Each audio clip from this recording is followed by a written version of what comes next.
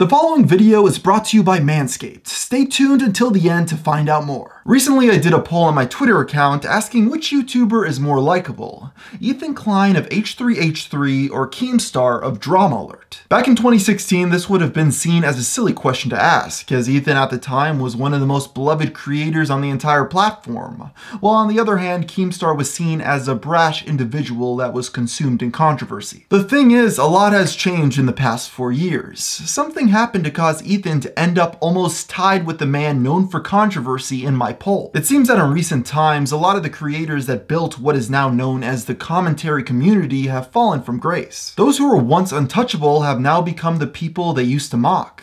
And today I wanted to ask what happened to cause this change for people, like Ethan, iDubbbz, and Filthy Frank. Let's start off with Ethan, where the criticism he has been getting recently boils down to a few main factors. Many online now feel he's hypocritical, negative, and judgmental of others, such as when he makes condescending remarks on Twitter, or goes on tirades on his podcast. These are some harsh claims considering Ethan became popular from humorous uploads where he'd joke around a lot and rarely take himself more seriously than he had to. You are the most repulsive creature.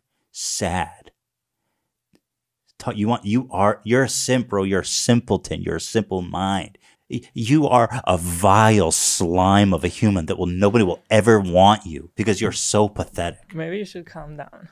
Over a year ago, when he first started to get called out on this negative, mean-spirited attitude, he was quick to agree, and added the explanation that he was depressed and was going to get help. But if you go to his subreddit, many feel that things really haven't changed much since then. I see the repeating theme of people wondering if and why he changed, and I think I have a decent theory. As I mentioned in a video from a while back, Ethan's gone through a lot in the past half-decade that I feel easily explains the changes people perceive. Firstly, after going through a YouTube network trying to take them down, a brutal and expensive lawsuit, and the adpocalypse, Ethan and Hila shifted their focus over to podcasting as a more steady creative outlet for themselves with more structure. I don't think it would be crazy to theorize that not only did these struggles make him a bit more callous, but on top of that, it led him into a medium that was a bit more conductive for gaffes. Ethan on his podcast is unscripted, which makes the likelihood of him slipping up and saying something that will get him in trouble inevitable. Unlike a scripted 10-minute commentary video where he's able to cut out something off color at any point in the process, when you say something on a 2-hour-long podcast, it's out there forever. And since there's now hundreds of hours of him talking off the cuff, all it takes is for a dedicated individual to find a few clips to show Ethan contradicting himself. The other thing that changed about Ethan and Hila since Vape Nation are their lifestyles. When most of us were introduced to them in the mid-2010s, they were a young married couple living in a small apartment, just trying to scrape by. Now they have a kid, dogs, 2 successful businesses, and a $9 million mansion. Ethan went from being the underdog to the Teddy Fresh Prince of Bel-Air. Whether fair or not, when he complains about someone like Jeff Bezos or Mark Zuckerberg nowadays, it just doesn't come off as well when he himself is rich. To be clear, I'm so glad they found success and are no longer struggling. But this leads to a brand new problem for them, being relatable. When you gain so much, the one thing you lose is being able to say you're the little guy, which I think he has learned the hard way. In some ways, it feels like recently Ethan has embraced being the bad guy, and while it's good to ignore those who can never be pleased, if you go too far, you just alienate everyone but the most devoted of fans. Still, I feel him recently donating money to those in need is a great start for him to rebuild his image. Now let's move on to the second fallen titan of the YouTube commentary golden age, iDubbbz. This all started when his girlfriend decided that she was going to start selling naked pictures of herself on the website OnlyFans to make some extra money. Predictably, this led to a ton of people goofing on Ian, calling him a simp, with a few genuinely angry.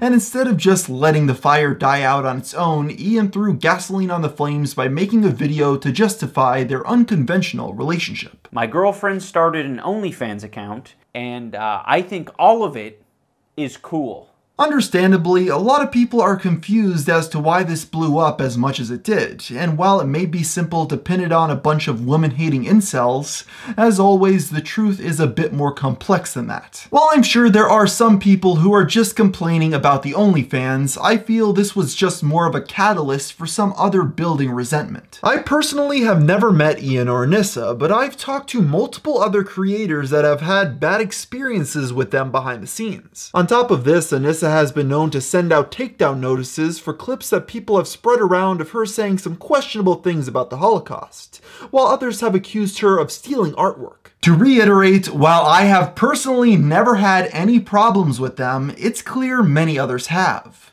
So my theory is that with Ian's godlike internet status because of Content Cop, people held their tongues for years. But with the OnlyFans story blowing up, people saw it as their great opportunity to get an easy jab in. Also, it's clear now that Ian making a video to combat the people attacking him wasn't a smart decision. He took the Twitter bait and validated everyone hating on him by acknowledging their existence, when this would have probably otherwise just died down on its own. The one thing I still don't understand about this story is with iDubbbz being one of the biggest creators on the platform, making hundreds of thousands of dollars each year, I don't see why his long-term girlfriend needed to start an OnlyFans anyway. I doubt the money made from this new venture makes up for the future lost revenue from tens of thousands of fans unsubscribing and having your reputation tarnished by arguing with these people. But maybe they just didn't predict the backlash. Finally, let's move on to one of the greatest YouTubers of all time, Filthy Frank. Just as the other two channels already mentioned, he broke away from the content that people loved. For him, this involved him leaving behind his old persona and instead having a successful career in mainstream music. While true, Joji stopped doing Filthy Frank when he was still at the top of the game, as the years have gone by, many have been left with a bad taste in their mouth that the last thing he ever did with his character was sell us a book. Then after we all bought that book, he then announced he was quitting for good with a vague Twitter post. Some took this a bit too personally and saw it as betrayal on all their years of supporting him. Not that he cares what I think, but I fully understand his change of career paths.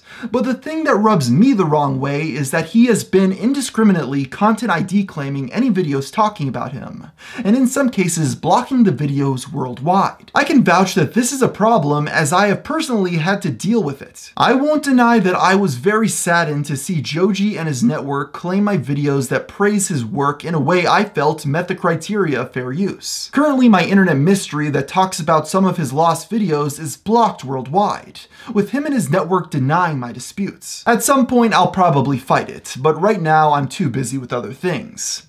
It's just disappointing to see a man that got famous for edgy comedy that often makes fun of others now blocking people for talking about him. Going back to the main point of this video, it's interesting to see what changes these once thought of as indestructible creators have gone through over the years. As the cards have fallen, the only YouTuber that has proven unwavering in their persona and staying power is surprisingly Drama Alert, as it doesn't seem any single controversy he's been in has impacted the show in the long run. It may sound crazy to say, but maybe there's something we can all learn from Keemstar.